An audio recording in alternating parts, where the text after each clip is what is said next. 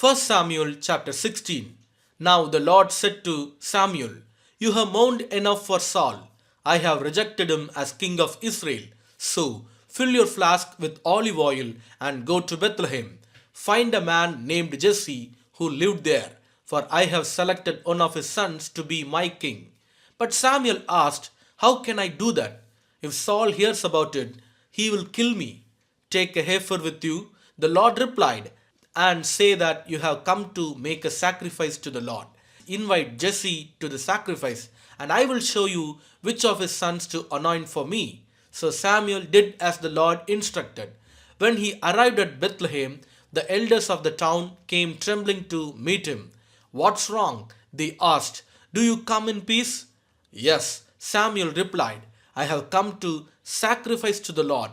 Purify yourselves and come with me to the sacrifice." Then Samuel performed the purification rite for Jesse and his sons and invited them to the sacrifice too. When they arrived, Samuel took one look at Eliab and thought, "Surely this is the Lord's anointed." But the Lord said to Samuel, "Don't judge by his appearance or height, for I have rejected him." The Lord doesn't see things the way you see them. People judge by outward appearance, but the Lord looks at the heart. Then Jesse told his son Abinadab to step forward and walk in front of Samuel. But Samuel said, "This is not the one the Lord has chosen." Next, Jesse summoned Shemaiah. But Samuel said, "Neither is this the one the Lord has chosen." In the same way, all seven of his Jesse's sons were presented to Samuel. But Samuel said to Jesse, "The Lord has not chosen any of these." Then Samuel asked, "Are these all the sons you have?" "There is still the youngest," Jesse replied, "but he is out in the fields watching the sheep and goats." "Send for him at once," Samuel said. "We will not sit down to eat until he arrives." So Jesse sent for him. He was dark and handsome, with beautiful eyes. And the Lord said, "This is the one, anoint him." So as David stood there among his brothers, Samuel took the flask of olive oil he had brought and anointed David with the oil. And the Spirit of the Lord came powerfully from that day on. Then Samuel returned to Ramah. Now the Spirit of the Lord had left Saul, and the Lord sent a tormenting spirit that filled him with depression and fear. Some of Saul's servants said to him, "A tormenting spirit from God is troubling you. Let us find a good musician to play the harp whenever the tormenting spirit troubles you. He will play soothing music, and you will soon be well again." "All right," Saul said, "find me someone who plays well, and bring him here." One of the servants said to Saul, "One of Jesse's sons from Bethlehem is a talented harp player. Not only that, he is a brave warrior, a man of war, and has good judgment. He is also a fine looking young man, and the Lord is with him." So Saul sent messengers to Jesse to say, "Send me your son David, the shepherd." Jesse responded by sending David to Saul along with a young goat, a donkey loaded with bread, and a wineskin full of wine. So David went to Saul and began serving him. Saul loved David very much, and David became his armor bearer. Then Saul sent word to Jesse asking, "Please let David remain in my service, for I am very pleased with him." And whenever the tormenting spirit from God troubled Saul, David would play the harp. Then Saul would feel better, and the tormenting spirit would go away. 1 Samuel chapter 17. The Philistines now mustered their army for battle and camped between Sukko in Judah and Aseka at Ephes Dammim. Saul countered by gathering his Israelite troops near the valley of Elah. So the Philistines and Israelites faced each other on opposite hills with the valley between them. Then Goliath, a Philistine champion from Gath, came out of the Philistine ranks to face the forces of Israel. He was over 9 feet tall. He wore a bronze helmet, and his bronze coat of mail weighed 125 pounds. He also wore bronze leg armor, and he carried a bronze javelin on his shoulder. The shaft of his spear was as heavy and thick as a weaver's beam, tipped with an iron spearhead that weighed 15 pounds. His armor bearer walked ahead of him carrying a shield. Goliath stood and shouted a taunt across to the Israelites. Why are you all coming out to fight? He called, I am the Philistine champion, but you are only the servants of Saul. Choose one man to come down here and fight me. If he kills me, then we will be your slaves. But if I kill him, you will be our slaves. I defy the armies of Israel today. Send me a man who will fight me. When Saul and Israelites heard this, they were terrified and deeply shaken. Now David was the son of a man named Jesse, an Ephrathite from Bethlehem in the land of Judah. Jesse was an old man at that time, and he had 8 sons. Jesse's 3 oldest sons, Eliab, Abinadab, and Shimei, had already joined Saul's army to fight the Philistines. David was the youngest son. David's 3 oldest brothers stayed with Saul's army, but David went back and forth so he could help his father with the sheep in Bethlehem.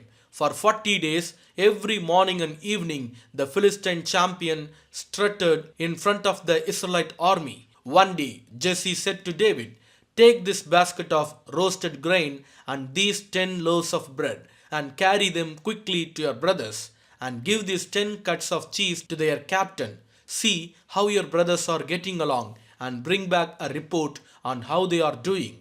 David's brothers were with Saul and the Israelite army at the valley of Elah, fighting against the Philistines. So David left the sheep with another shepherd and set out early the next morning with the gifts as Jesse had directed him. He arrived at the camp just as the Israelite army was leaving for the battlefield with shouts and battle cries. Soon the Israelite and Philistine forces stood facing each other, army against army. David left his things with the keeper of supplies and hurried out to the ranks to greet his brothers. As he was talking with them, Goliath, the Philistine champion from Gath, came out from the Philistine ranks. Then David heard him shout his usual taunt to the army of Israel. As soon as the Israelite army saw him, they began to run away in fright. Have you seen the giant? The men asked. He comes out each day to defy Israel. The king has offered a huge reward to anyone who kills him. He will give that man one of his daughters for a wife, and the man's entire family will be exempted from paying taxes. David asked the soldiers standing nearby, what will a man get for killing this Philistine and ending his defiance of Israel? Who is this pagan Philistine anyway, that he is allowed to defy the armies of the living God?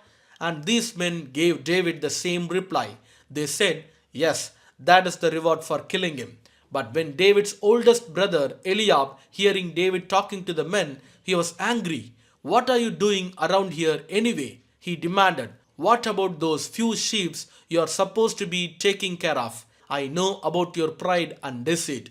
You just want to see the battle.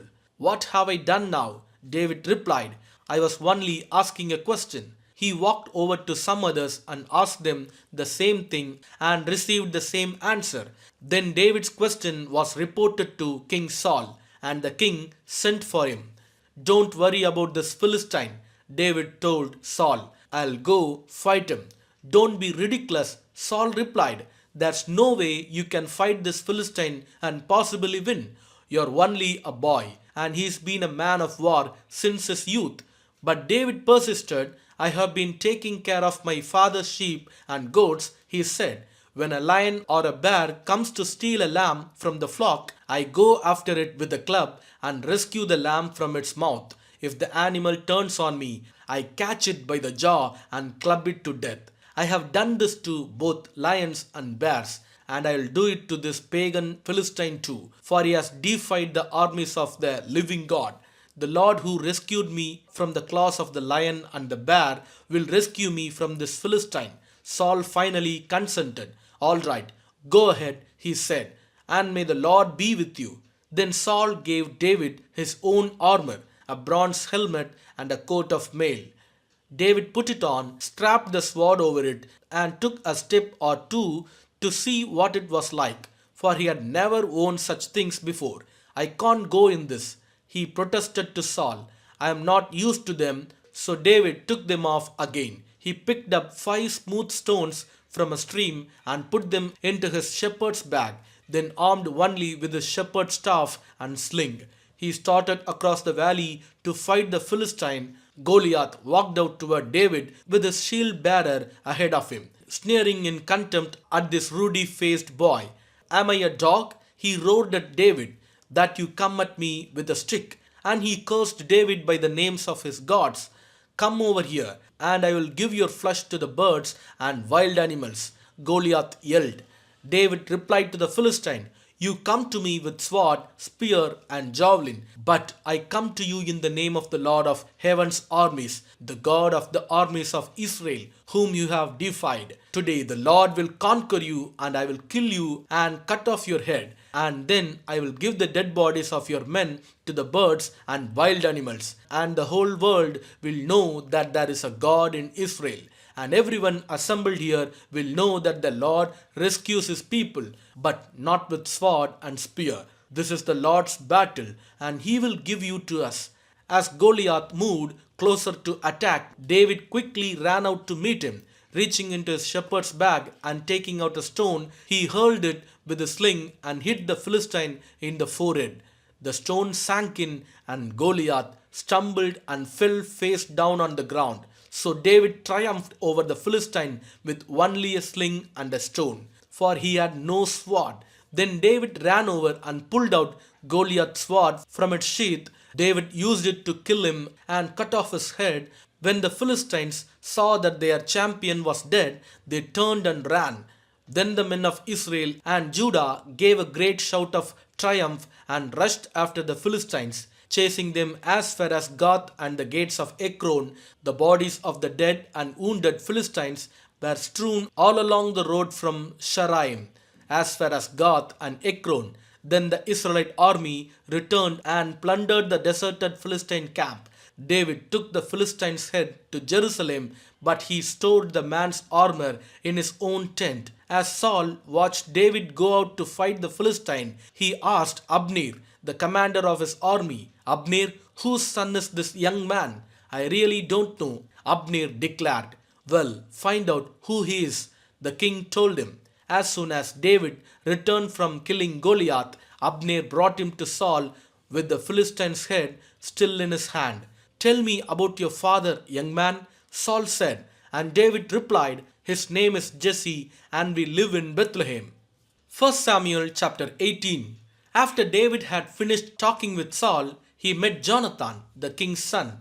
There was an immediate bond between them, for Jonathan loved David. From that day on, Saul kept David with him and wouldn't let him return home. And Jonathan made a solemn pact with David because he loved him as he loved himself. Jonathan sealed the pact by taking off his robe and giving it to David, together with his tunic, sword, bow, and belt. Whatever Saul asked David to do, David did it successfully. So Saul made him a commander over the men of war, an appointment that was welcomed by the people and Saul's officers alike. When the victorious Israelite army was returning home after David had killed the Philistine, women from all the towns of Israel came out to meet King Saul. They sang and danced for joy with tambourines and cymbals. This was their song. Saul has killed his thousands, and David his 10,000. This made Saul very angry. What's this? He said. They credit David with 10,000 and me with only 1,000. Next, they will be making him their king. So from that time on, Saul kept a jealous eye on David. The very next day, a tormenting spirit from God overwhelmed Saul, and he began to rave in his house like a madman. David was playing the harp as he did each day, but Saul had a spear in his hand, and he suddenly hurled it at David, intending to pin him to the wall, but David escaped him twice. Saul was then afraid of David, for the Lord was with David and had turned away from Saul. Finally, Saul sent him away and appointed him commander over 1,000 men, and David faithfully led his troops into battle. David continued to succeed in everything he did, for the Lord was with him. When Saul recognized this, he became even more afraid of him. But all Israel and Judah loved David because he was so successful at leading his troops into battle. One day Saul said to David, I am ready to give you my older daughter, Merab, as your wife. But first you must prove yourselves to be a real warrior by fighting the Lord's battles. For Saul thought, I'll send him out against the Philistines and let them kill him rather than doing it myself. Who am I and what is my family in Israel that I should be the king's son in law? David exclaimed, my father's family is nothing. So when the time came for Saul to give his daughter Merab in marriage to David, he gave her instead to Adriel, a man from Meholah. In the meantime, Saul's daughter Michal had fallen in love with David, and Saul was delighted when he heard about it. Here's another chance to see him killed by the Philistines, Saul said to himself. But to David he said, today you have a second chance to become my son in law. Then Saul told his men to say to David, the king really likes you, and so do we. Why don't you accept the king's offer and become his son in law? When Saul's men said these things to David, he replied, how can a poor man from a humble family afford the bride price for the daughter of a king? When Saul's men reported this back to the king, he told them, tell David that all I want for the bride price is 100 Philistine foreskins. Vengeance on my enemies is all I really want. But what Saul had in mind was that David would be killed in the fight. David was delighted to accept the offer. Before the time limit expired, he and his men went out and killed 200 Philistines. Then David fulfilled the king's requirement by presenting all their foreskins to him. So Saul gave his daughter Michal to David to be his wife. When Saul realized that the Lord was with David and how much his daughter Michal loved him, Saul became even more afraid of him, and he remained David's enemy for the rest of his life. Every time the commanders of the Philistines attacked, David was more successful against them than all the rest of Saul's officers. So David's name became very famous. 1 Samuel chapter 19. Saul now urged his servants and his son Jonathan to assassinate David. But Jonathan, because of his strong affection for David, told him what his father was planning. Tomorrow morning, he warned him, you must find a hiding place out in the fields. I'll ask my father to go out there with me, and I'll talk to him about you. Then I'll tell you everything I can find out. The next morning, Jonathan spoke with his father about David, saying many good things about him. The king must not sin against his servant David. Jonathan said, he's never done anything to harm you. He has always helped you in any way he could. Have you forgotten about the time he risked his life to kill the Philistine giant and how the Lord brought a great victory to all Israel as a result? You were certainly happy about it then. Why should you murder an innocent man like David? There is no reason for it at all. So Saul listened to Jonathan and vowed, as surely as the Lord lives, David will not be killed. Afterward, Jonathan called David and told him what had happened.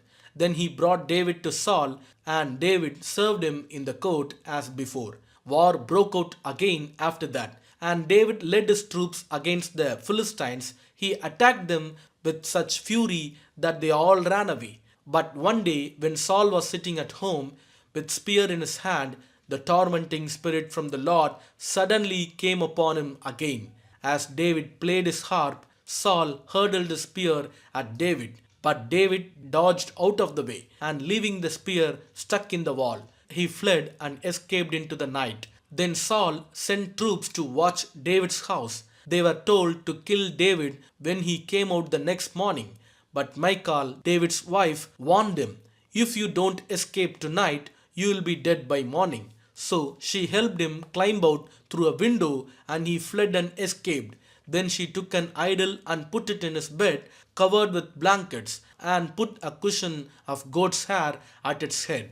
When the troops came to arrest David, she told them he was sick and couldn't get out of the bed. But Saul sent the troops back to get David. He ordered, bring him to me in his bed, so I can kill him. But when they came to carry David out, they discovered that it was only an idol in the bed with a cushion of goat's hair and its head.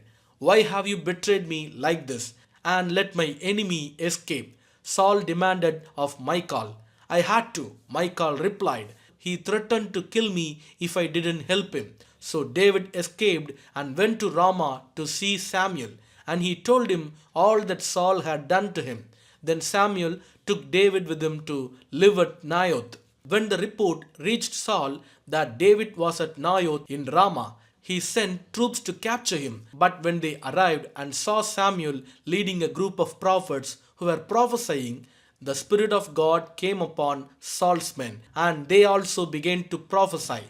When Saul heard what had happened, he sent other troops, but they too prophesied. The same thing happened a third time. Finally, Saul himself went to Ramah and arrived at the great well in Seku. Where are Samuel and David? He demanded. They are at Naioth in Ramah. Someone told him. But on the way to Naioth in Ramah, the Spirit of God came even upon Saul, and he too began to prophesy all the way to Naioth. He tore off his clothes and lay naked on the ground all day and all night, prophesying in the presence of Samuel. The people who were watching exclaimed, What? Is even Saul a prophet? Proverbs chapter 27. Don't brag about tomorrow, since you don't know what the day will bring. Let someone else praise you, not your own mouth, a stranger, not your own lips. A stone is heavy and sand is weighty, but the resentment caused by a fool is even heavier. Anger is cruel, and wrath is like a flood, but jealousy is even more dangerous. An open rebuke is better than hidden love. Wounds from sincere friend are better than many kisses from an enemy. A person who is full refuses honey, but even bitter food tastes sweet to the hungry. A person who strays from home is like a bird that strays from its nest. The heartfelt counsel of a friend is as sweet as perfume and incense. Never abandon a friend, either yours or your father's. When disaster strikes, you won't have to ask your brother for assistance. It's better to go to a neighbor than to a brother who lives far away. Be wise, my child, and make my heart glad. Then I will be able to answer my critics. A prudent person foresees danger and takes precautions. The simpleton goes blindly on and suffers the consequences. Get security from someone who guarantees a stranger's debt. Get a deposit if he does it for foreigners. A loud and cheerful greeting early in the morning will be taken as a curse. Amen.